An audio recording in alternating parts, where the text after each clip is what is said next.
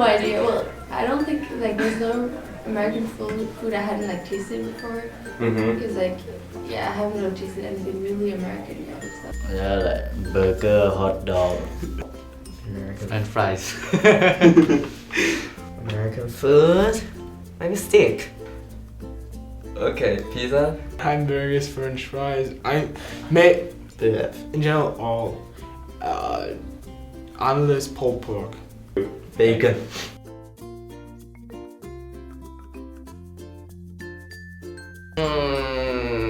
Before I came here, like I think like American, like maybe like the mostly people are friendly. Probably the fat, loud American that just like walks around and asks for directions. Good. Friendly, kind.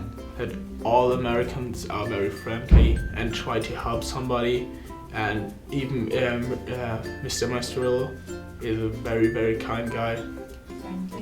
Yeah, Friendly? very friendly. Also, like when you go into like restaurant or something, the waiters are always like very nice and open. And then Right. back home, they would just be like, hey. In Brazil they are now trying to copy a bunch of things that Americans use, like the food trucks, or even say in English words to some kind of thing, you know? Yeah, Trying to copy them. that's usually And- what trying to.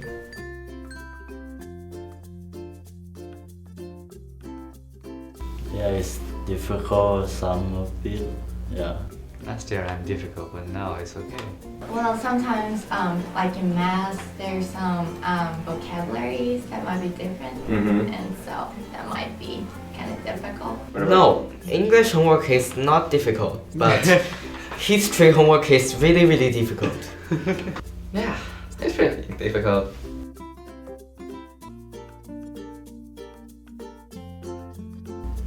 We hang out. Sleep.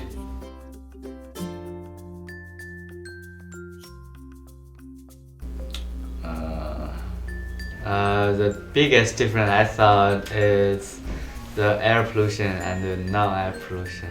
Because in China, in Beijing, the sky was gray and in here the sky was blue. Food. Yeah, just like the sizes of the drinks for Yeah. example. You get so small and you get like an extra large.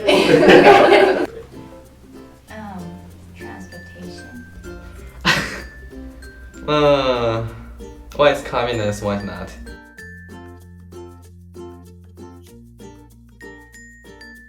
Game of Thrones, Breaking Bad, or Suits.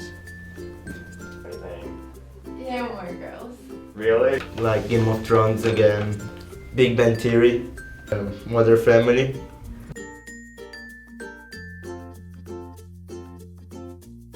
And McDonald's. McDonald's? Yeah. I heard that one. I'm guessing you guys already have McDonald's. Yeah.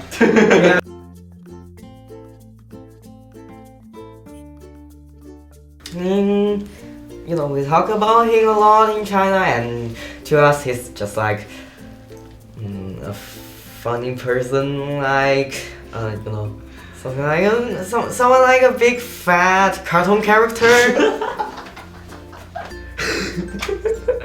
Oh, he's pretty cool.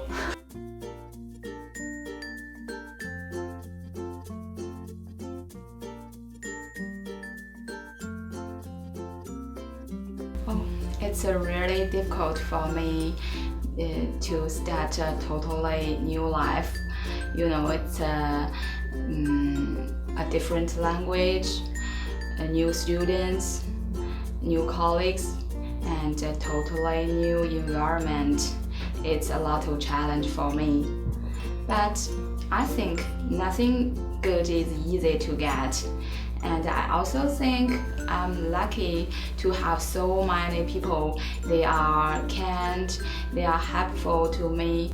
I think I'm getting better and better day by day during the transition period.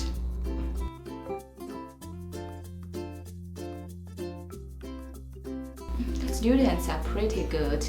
They are helpful, they are brilliant. They are academic, focused, and joyful. It's very good.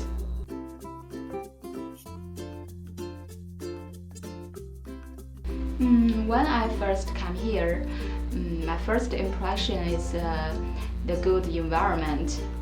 People here do care much about protecting the environment.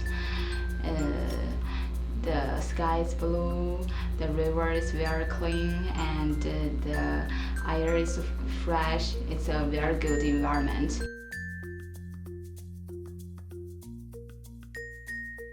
My name is Mr. Henley. I'm a guidance counselor here at Groton Dunstable Regional High School. I am Mr. Mastrullo, the high school principal.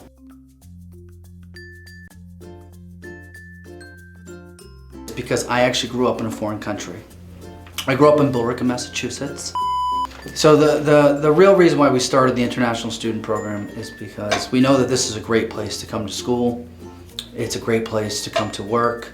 And we can really list 50 attributes that make this school really great. One thing it does lack is diversity, and I think we all know that through no one's fault of their own. And so we thought this would be a great opportunity to allow kids from all over the world to come to our school. And it would add some diversity to our classrooms, a world perspective to our classroom discussions. And so overall, it's just been a great experience. So adding some diversity to the school and allowing kids from all over the world to experience Groton Dunstable Regional High School.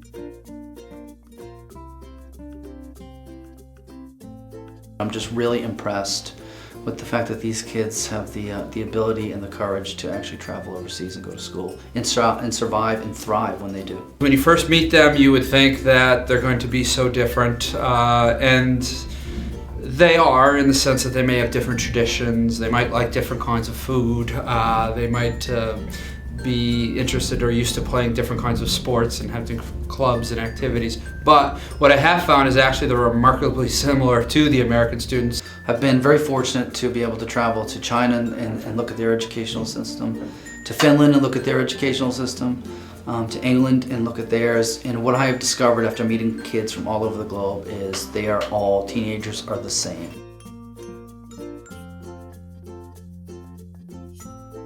We had a young man from China who applied, and his language skills, he didn't have a great SLEP score, which is an English test that they must complete. So we had a Skype interview, and unfortunately I decided after doing the interview that his language skills were just not up to par yet, and so he was denied application to our school.